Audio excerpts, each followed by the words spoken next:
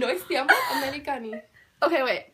Tanti auguri di buon anno. Noi siamo americani e siamo i migliori del mondo. Perfect. Mi chiamo Abby. Mi chiamo Abby. Mi chiamo Ellie. Mi chiamo Emma. Hello! Welcome to this new video. So, at first I wanted to call this video Differences Between America and Italy, but I think the new title is better.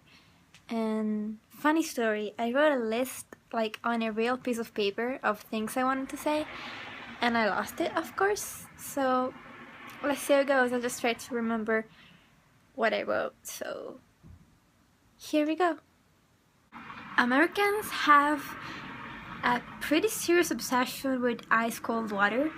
They always put ice in the water, and even kids ask you to do it.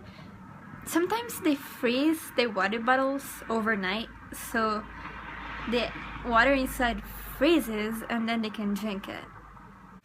Americans eat a lot of peanut butter, especially in the so-called peanut butter and jelly sandwich. So peanut butter, sandwich, jelly, yep. It's really good though. Like, I love it. You should try it out. Americans don't really walk because of, it's not really their fault. I mean, sometimes they can be lazy, but they would walk, but just the way cities and towns are built, it's not really possible to walk. If you go for a walk, you just pick a direction and you walk, and then you come back, but you don't get anywhere because the distances are so long. Like, there is so much space between a thing and another, like buildings and places and restaurants and where you live, where you want to go. That's almost impossible to get there walking. You can try. I mean, I did. Another aspect about America is that everywhere you go, you find almost the same things. Okay, I'm in the Midwest, and especially here, where like people got here later than the East Coast. So everything is really recent and new and built in a way that is the same all around the country. If you go to the East Coast, you probably find more like old buildings and stuff, like old buildings. But here, every city you go to, there is like Safeway, and there is Starbucks, and there is Walmart, and there are all those places, not in the same like place, but you always find the same things. So that can be really boring. When you move, yeah, you are in a different city, but it's not really a big change. They're kind of obsessed with cups, mugs, and water bottles. You find every kind of design on them, and they always carry them around. At school, everyone has a water bottle, and yeah, almost everyone. And then there are all these cups and mugs you buy or you get coffee with, and it's just something that doesn't exist in Italy. In America, people talk so much, all the time, about everything, and they say, "Oh my God," all the time. I'm not kidding. Like, seriously. I should count how many times I hear in a day, but it should be a lot. And after like 2 weeks, you start saying it too, and it's really, I don't know. Oh my God.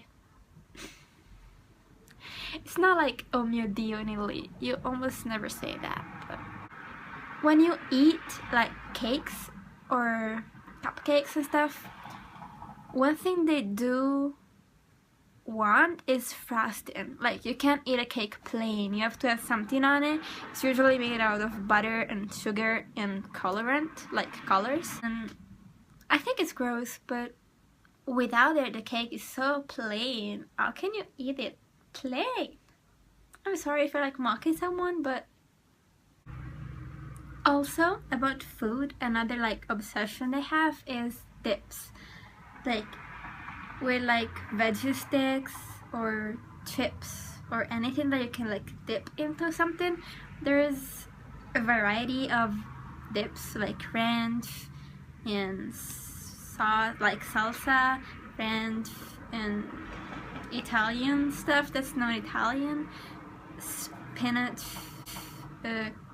artichoke, like everything you can think of in a dip, so you can dip things into it and then eat it.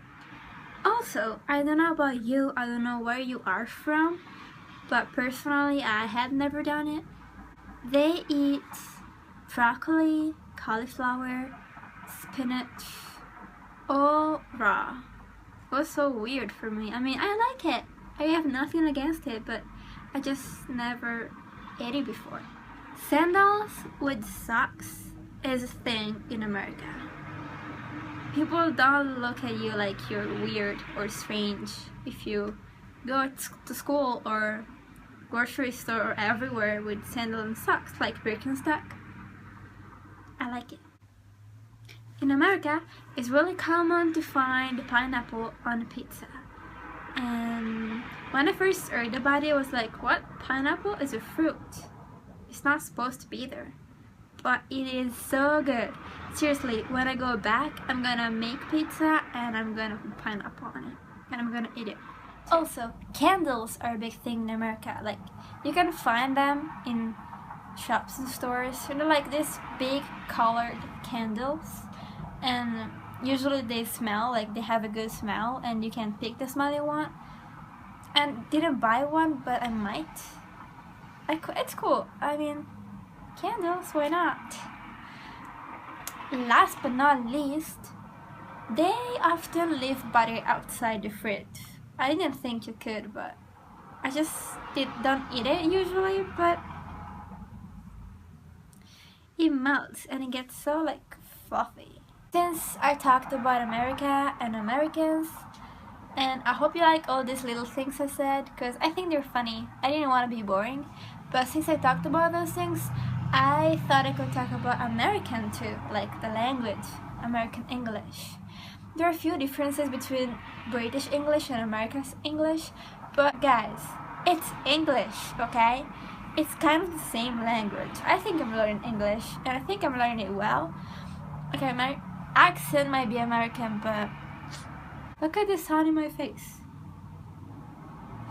When I'm here, my face looks so cool. Well, and now it doesn't.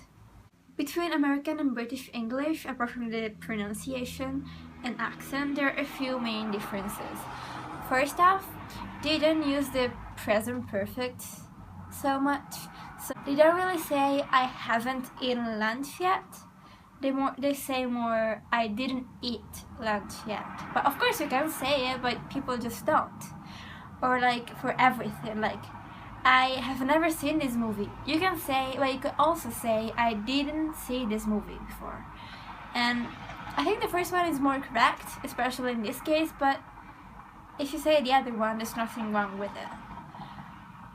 Also, in every verb that ends like realize, organize, and all those verbs, in British English it's usually spelled S-E at the end, and in American English it's spelled Z-E.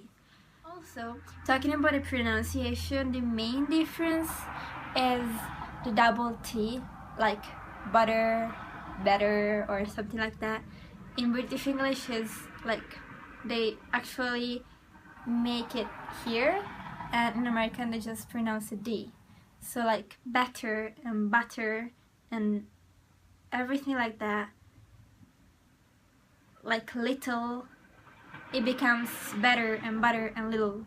And also Italy, it's really funny because at first I couldn't really pronounce the name of my country so that people would understand me, because I say Italy, and at first I was like Italy or Italy, and then my tongue became able to pronounce it the way they do, and that is so cool. I'm so freaking English. There are a few words that you learn in school in Italy, and they're not really what they tell you they are. Like, you learn that gelato translates into ice cream and prosciutto translates into ham. But here, gelato and ice cream are two different things, and prosciutto and ham are two different things as well. That is crazy. So there is strawberry, blueberry, blackberry, raspberry, cranberry, goji berry, huckleberry. There's some. And for nuts, there is peanut, chestnut, hazelnut, walnut, water chestnut, pine nut, and then there is almond, which is the only nut that doesn't end in nut. Almond. I love almonds, by the way. Also, I wanted to share with you a couple of expressions that I never heard before I came here, but they're used all the time in a daily basis. The first one is clean up. It means like to clean your room or to put your stuff away and clean the place. But you have to add up at the end as a phrasal verb, and they just don't teach you at school. And the second expression is to be done. To be done means to finish, to be done. Like you don't have anything else to do with that. Like you can be done with your homework, you can be done with school, you can be done with sport, practice, with dinner, especially like every time you finish something, you're done. Or also you can be done when you're so sick and tired of something that you don't want to have anything else to do anymore with it. So yeah, I really hope you like this video. Let me know in the comment what you think, and if you want you can leave a thumbs up, I would appreciate it. And also I want to tell you how warm it is here. Like today's February 10th and it was almost 20 degrees. Like I'm wearing a t-shirt and this is outside. And this is South Dakota, one of the coldest states. Rapid City, the city I am in, has the world record for the fastest temperature drop in history. That's crazy, check it out. It is in 1911. Like 30 degrees Celsius in 15 minutes. Basically, you can never put your winter clothes away or your summer clothes away. You just have to deal with it. But the cool thing is that since it's not cold like all the time, you don't get tired of the cold. Because there's like breaks from the cold and breaks from the... Yeah, whatever. Bye, have a good day.